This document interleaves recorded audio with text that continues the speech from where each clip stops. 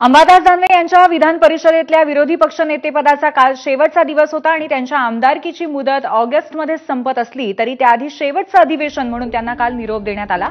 त्यामुळे विधानसभेसोबतच्या विधान परिषदेतही विरोधी पक्षनेतेपद आता रिक्त असणार आहे। विधानसभेच्या विरोधी पक्षनेतेपदासाठी महाविकास आघाडीने भास्कर जाधव यांच्या नावावरती शिक्कामोर्तब केलंय, पण पावसाळी अधिवेशन संपत आलं तरी सुद्धा सरकारने त्याबाबत अजून निर्णय घेतलेला नाहीये, किंबहुना अध्यक्षांनी त्याबद्दल अजून निर्णय घेतलेला नाहीये। आता विधान परिषदेतलं विरोधी पक्ष पदही गेल्यामुळे ठाकरेची शिवसेना आणि महाविकास आघाडीसमोर राजकीय पेच निर्माण झालाय। सध्याच्या स्थितीमध्ये ठाकरेंच्या शिवसेनेच्या विरोधी पक्षनेता पुन्हा निवडून येणं शक्य आहे का हा प्रश्नच आहे। दानवे पुन्हा त्याच जागेवरती निवडून येण्यासाठी स्थानिक स्वराज्य संस्थांच्या निवडणुका होणं गरजेचं असते। विधानसभेच्या सध्याच्या संख्याबळावरती ठाकरेंच्या शिवसेनेचा आमदार विधान परिषदेत निवडून येणं कठीण आहे।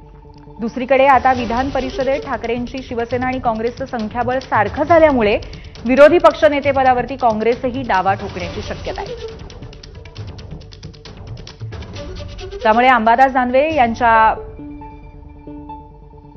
नाही, असं आहे की आमच्या पक्षाकडून विरोधी पक्षाचं नाव दिलेलं आहे। याबाबत स्वतः आम्ही अध्यक्षांना भेटलोय आणि याच्याबद्दल आपण तात्काळ कारवाई करा असं सांगितलेलं आहे। परंतु विधिमंडळांच्या सर्व नियमानुसार अध्यक्षांनी हे जाहीर करणं आवश्यक आहे। असं आहे की लोकशाहीचं खरं जर स्वरूप जर बघितलं तर सत्ता पक्ष आणि विरोधी पक्ष ही दोन चाकं आहेत। त्यामुळे विरोधी पक्ष नेता हे विधिमंडळाला, विधान परिषद आणि विधानसभेला असणं हे लोकशाहीनुसार अत्यंत आवश्यक आहे।